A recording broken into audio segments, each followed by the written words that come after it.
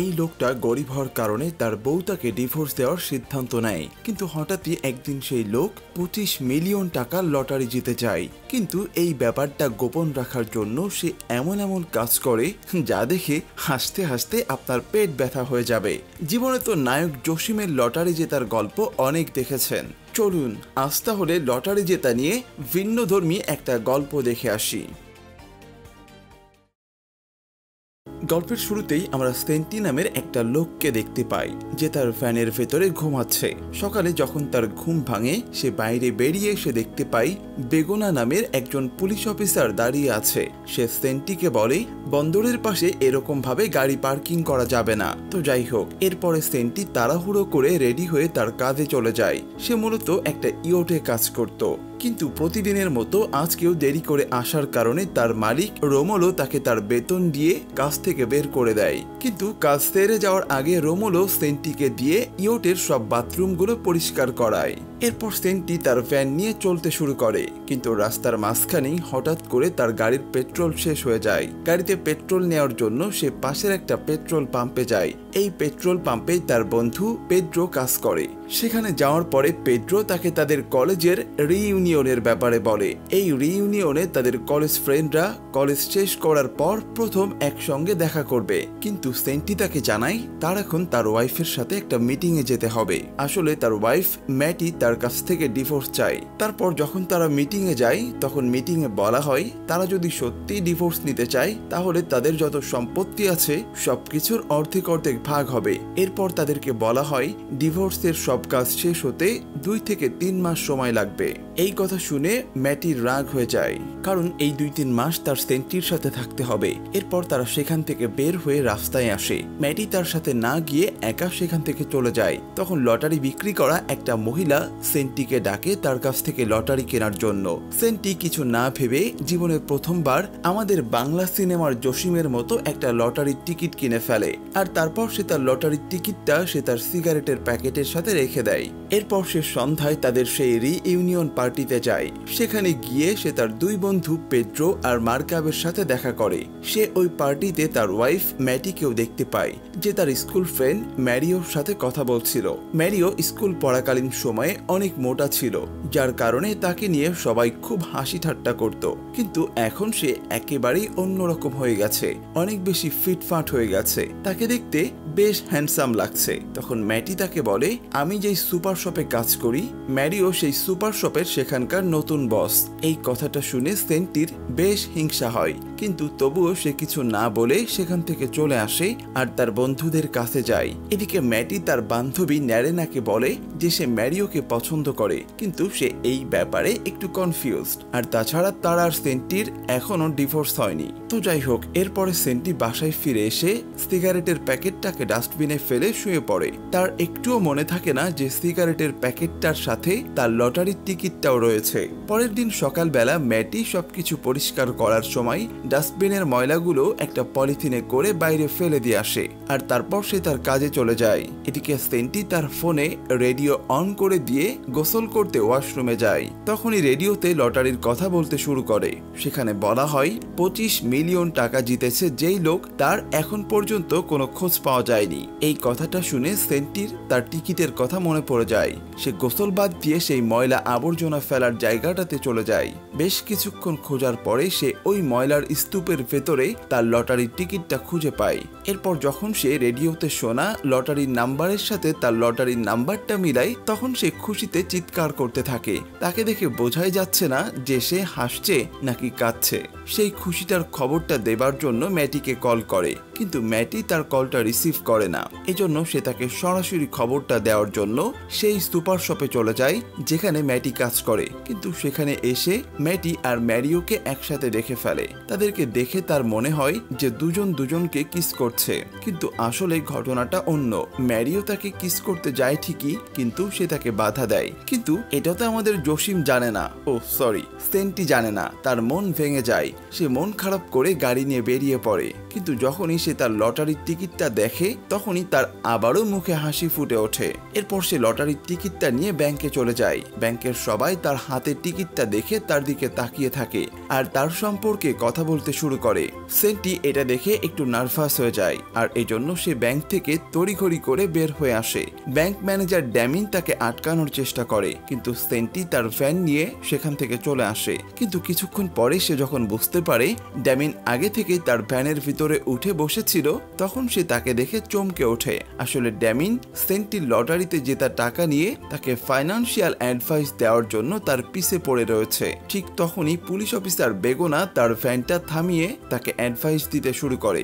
সে তাকে বলে, আপনার ঠিকভাবে গাড়ি চালানো উচিত। ঠিক তখনই ড্যামিন তাকে থামিয়ে দিয়ে বলে, সেন্টি 25 বিলিয়ন টাকা জিতেছে। এই কথা শুনে বেগোনা সেন্টিকে অভিনন্দন জানিয়ে সেখান থেকে চলে আসে। এরপর ড্যামিন সেন্টিকে নিয়ে একটা হাইফাই রেস্টুরেন্টে যায় আর তারপর তাকে তার টাকার ব্যাপারে অ্যাডভাইস দিতে থাকে। সে তাকে বোঝাতে থাকে এই টাকা কিভাবে কোথায় ইনভেস্ট করতে হবে, আর সেই সাথে বলে এই বিষয়ে আমার চাইতে এক্সপার্ট আপনি আর কোথাও পাবেন না। এবার সেন্টি বিশ্বাস করতে শুরু করেছে, এজন্য সে তাকে তার ফাইন্যান্সিয়াল অ্যাডভাইজার বানাতে রাজি হয়ে যায়। এরপর ড্যামিন সেন্টিকে তার পার্সোনাল লাইফ সম্পর্কে জিজ্ঞাসা করে। সেন্টি তাকে বলে তার যা সম্পত্তি আছে তার অর্ধেকটা ডিভোর্সের পরে তার ওয়াইফকে দিয়ে দিতে হবে। এই কথা শুনে ড্যামিন তাকে বলে তাহলে এই ডিভোর্সের আগ পর্যন্ত এই লটারির কথা যেভাবেই হোক সবার কাছ থেকে গোপন রাখতে হবে। কিন্তু সেন্টি তার ওয়াইফের কাছ থেকে এই লটারির বিষয়টা গোপন রাখতে চায় না। ঠিক তখনই দেখা যায় তারা যে রেস্টুরেন্টে খেতে গিয়েছে সেই একই রেস্টুরেন্টে ম্যারিও আর ম্যাটিও গিয়েছে। সেন্টি ম্যারিওকে দেখে আবারও হিংসায় জ্বলে পড়ে যেতে থাকে। তারা যেন তাকে দেখতে না পায়, এজন্য সে একজন সিকিউরিটি গার্ডের মাথা থেকে ক্যাপ খুলে পড়ে দাঁড়িয়ে থাকে। সেই সাথে সে সিদ্ধান্ত নেয় যে সে এই লটারির কথা কাউকে বলবে না। এর পরের দিন সেন্টি ম্যারিওর সেই সুপার শপে চলে যায়, কারণ ম্যারিও তাকে তার সুপার শপে একটা কাজ দিতে চেয়েছিল। ইন্টারভিউর সময় ম্যারিও তাকে অনেক উল্টাপাল্টা কথা বলে অপমান করার চেষ্টা করে আর তারপরে তাকে ওই সুপার শপের সেলস বয়ের কাজ দেয়। যদিও আমাদের সেন্টির এখন আর কাজের দরকার নেই, কিন্তু তারপরও সে ম্যাটির কাছাকাছি থাকার জন্য চাকরিটা নেয়। এরপর সে সেখান থেকে বের হয়ে নিজের জন্য দামি ড্রেস আর অন্যান্য জিনিসপত্র কেনে। সেই শপিং মলে তার আবার তার বন্ধু মার্কার আর তার ফ্যামিলিও গিয়েছিল। তাদেরকে দেখে সেন্টি একটা জুয়েলারি শপের মধ্যে ঢুকে পড়ে আর সেই শপের মালিককে বলে তাদের যেভাবেই হোক এই শপের ভেতরে আসা আটকাতে হবে। তখন সেই মহিলাটা বিভিন্ন রকম কথা বলে মার্কারকে সেই দোকানে আসা থেকে আটকায়। এই জন্য সেন্টি তাকে একটা জুয়েলারি গিফট করে। এরপর সে তার সব জিনিসপত্র বাসার পাশে স্টোর রুমে রেখে দেয়, যেটা কেউ কখনো খোলে না। আর তারপর সে বাসায় গিয়ে তার খাবারের বক্সের ভেতরে ভালো আর দামি খাবার রেখে দেয়। এরপর সে ঘরের ভেতরেই ডান্স করে তার লটারি জেতাটাকে সেলিব্রেট করতে শুরু করে। ঠিক তখনই সেখানে ম্যাটি চলে আসে। ম্যাটিকে দেখে সে দ্রুত সোফার উপর শুয়ে পড়ে আর ম্যাটি তাকে দেখার আগেই সে তার গায়ের জামা কাপড় তার ঘরে খুলে সোফার নিচে রেখে দেয়। তারপর রাতে সে একটা ভিআইপি রেস্টুরেন্টে গিয়ে ডিনার করে। সেখানে ক্রিস্টিয়ানা নামের একটা মেয়েকে সে দেখতে পায়। ওই মেয়ে যা রেস্টুরেন্টে বসে তাকেই দেখছিল। কিছুদিন পর মার্কার পেড্রো আর সেন্ট্রিকে নিয়ে সমুদ্রে যায় সার্ফিং এর জন্য। তারপর সার্ফিং এর পরে বিচে এসে কথায় কথায় পেড্রো আর মার্কার লটারির বিষয়ে উল্টাপাল্টা কথা বলতে শুরু করে।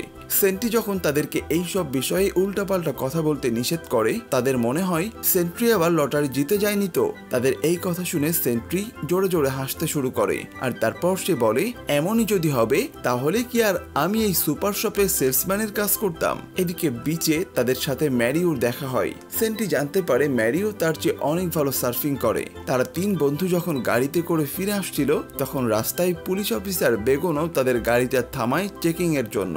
তাকে দেখে সেন্ট্রি পেছনের সিটে চাদর মুড়ি দিয়ে শুয়ে পড়ে, কারণ বেগোনো তার লটারি সম্পর্কে জানে। তাকে দেখে যদি বাই চান্স সে তার বন্ধুদের সামনে লটারির কথা বলে দেয় তাহলে অনেক বড় সমস্যা হয়ে যাবে। এদিকে বেগোনা যখন পুরো গাড়িটা চেক করে তখন সে একটা ব্যাগের মধ্যে কিছু ড্রাগস খুঁজে পায়। তারপর পেড্রো আর মার্কারকে গাড়ি থেকে নেমে আসতে বলে। তখন তার চোখে পড়ে পেছনের সিটের সেন্টির দিকে। তখন সেন্টি বাইরে বের হয়ে আসে। তাকে দেখে বেগোনা তাদেরকে বলে ঠিক আছে তোমরা এনজয় করো। এই কথা বলে সে সেখান থেকে চলে যায়। এই ঘটনায় পেড্রো আর মার্কার খুবই অবাক হয়। তখন সেন্ট্রি তাদেরকে বলে বেগোনো তার দূর সম্পর্কের এক কাজিন।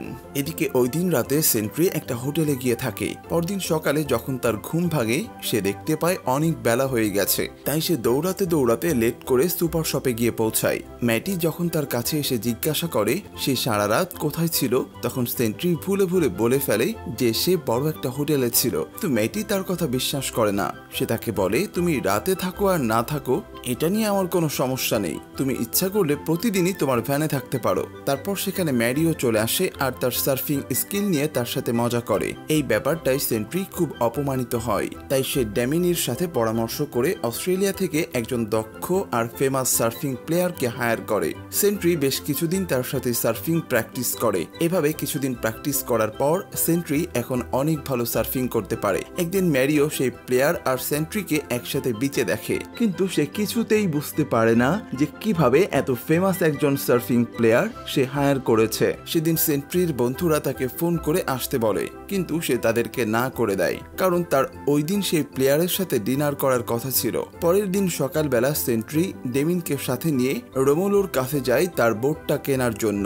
রোমোলো সেন্ট্রিকে এই গেটআপে দেখে তো রীতিমতো অবাক হয়ে যায়। এরপর সেন্ট্রি তার কাছ থেকে বেশি টাকা দিয়ে বোটটা কিনে নেয়, আর তারপর রোমোলো চলে আসার আগে সেন্ট্রি প্রতিশোধ নেয়। বলুন তো কি প্রতিশোধ? ওই যে মনে আছে না, সেন্ট্রিকে চাকরি থেকে বের করে দেওয়ার আগে রোমোলো তাকে দিয়ে পুরো বাথরুম পরিষ্কার করিয়েছিল। হ্যাঁ, আজকে সেন্ট্রিও তাকে দিয়ে বাথরুম পরিষ্কার করায়।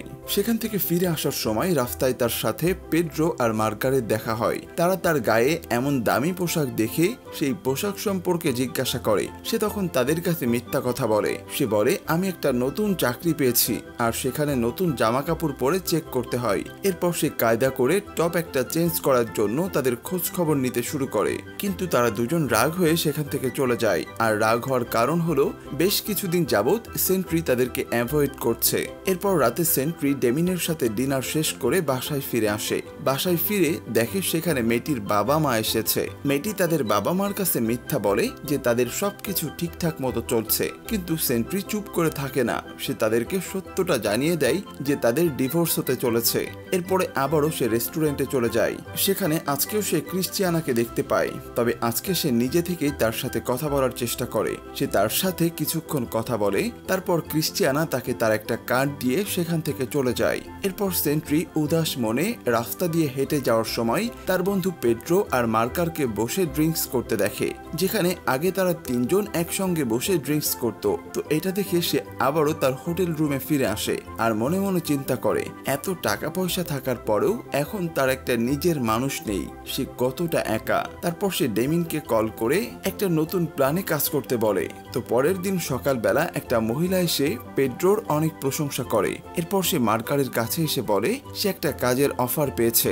একটা সানগ্লাস বানানো কোম্পানি তাকে মডেলিং এর অফার দিয়েছে, আর এই প্রজেক্টটাতে কাজ করতে পারলে 1 মিলিয়ন টাকা পাবে। পেড্রোর এইসব কথা মার্কারের একদমই পছন্দ হয় না। তার মনে হয় কেউ হয়তো তার সাথে মজা করছে। ঠিক তখনই সেখানে সেন্ট্রি আসে আর ইচ্ছা করে তাদের থেকে দূরে গিয়ে বসে। তখন পেড্রো তাকে তাদের কাছে ডাকে আর সেই কাজের অফারের কথা জানায়। এই কথা শুনে সেন্ট্রি অবাক হয় না, বরং সে আরো বিষয়টা সেলিব্রেট করে। এদিকে মার্কার বাসায় ফিরে এসে বাচ্চা সামলাতে সামলাতে একেবারে কাহিল হয়ে পড়ে। তখন তার ওয়াইফ এসে তাকে বলে মার্কারের কোন একটা দূর সম্পর্কের আন্টি তার নামে 1 মিলিয়ন টাকা রেখে গিয়েছে, কিন্তু বিষয় হলো মার্কার তার সেই আন্টির সম্পর্কে কিছুই জানে না, এমনকি তার নামও কখনো শোনেনি। এদিকে আমরা ড্যামিন আর সেন্ট্রির কথা থেকে জানতে পারি সে ইচ্ছা করে তার দুই বন্ধুকে 1 মিলিয়ন করে টাকা দিয়েছে।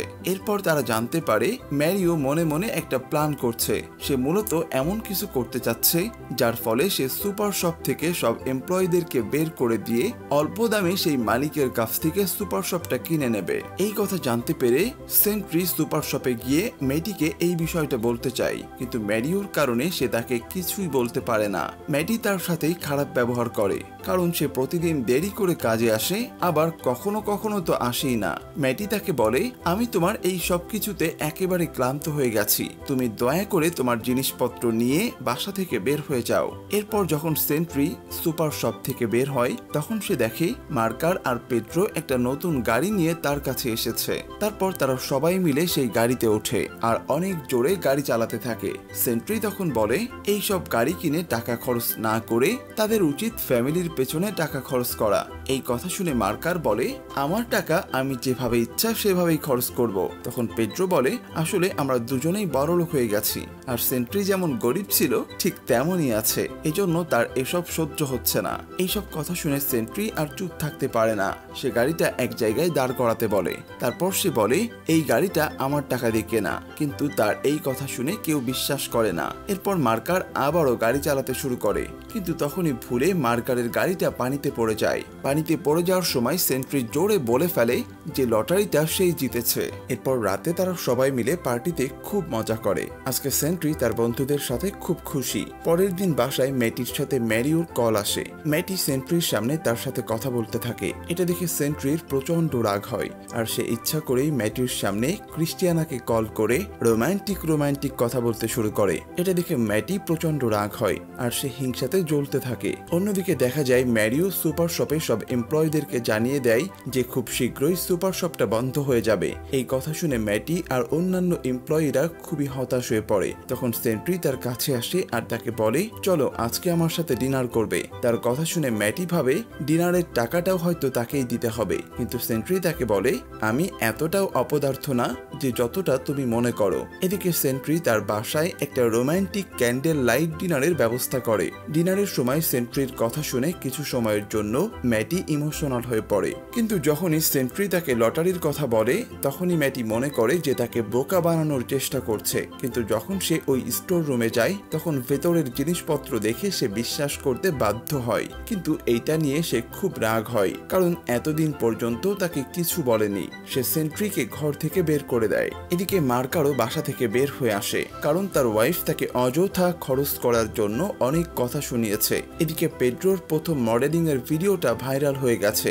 লোকজন তার এই মডেলিং নিয়ে হাসি ঠাট্টা করছে। পরের দিন সেন্ট্রি ডেমিনের সাথে মিলে একটা নতুন প্ল্যান তৈরি করে, আর তারপর দুজন মিলে ইমোশনাল হয়ে একে অপরকে জড়িয়ে ধরে, কারণ আজকের পর তারা কেউ আর কারো সাথে দেখা করতে পারবে না।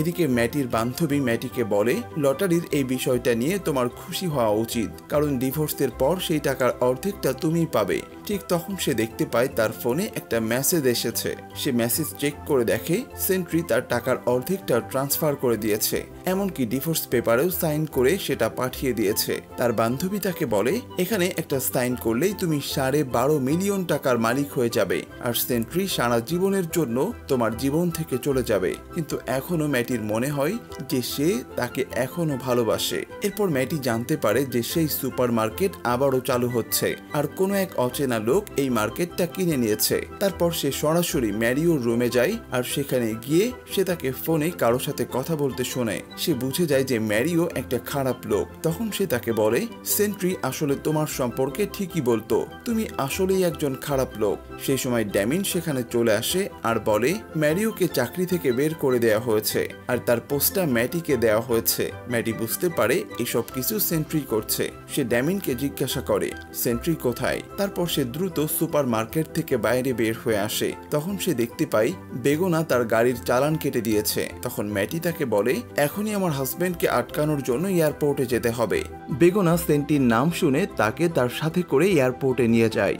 এয়ারপোর্টে কিছুক্ষণ খোঁজার পরে সে সেন্ট্রিকে খুঁজে পায়। ম্যাটি তার সামনে গিয়ে তাকে একটা চড় মেরে বসে, আর তারপর তাকে জড়িয়ে ধরে। এর 1 বছর পর দেখা যায় তারা সব বন্ধুরা একটা পার্টিতে এক জায়গায় হয়েছে। তারা সবাই যে যার জীবন নিয়ে খুবই সুখে আছে। তখন সেখানে ম্যারিও আসে, যে কিনা আবারও অনেক মোটা হয়ে গেছে। সে এতটাই মোটা হয়েছে যে সে যেখান থেকে হেঁটে যায় সেখানে মোটামুটি একটা ছোটখাটো ভূমিকম্প হয়ে যায়। আর এমন একটা মজার মুহূর্তের মধ্য দিয়ে আমাদের আজকের অসাধারণ গল্পটা এখানেই শেষ হয়ে যায়। তো বন্ধুরা, কেমন লাগলো আমাদের আজকের গল্পটা সেটা অবশ্যই কমেন্ট করে জানাতে ভুলবেন না। দেখা হবে পরবর্তী কোনো ভিডিওতে।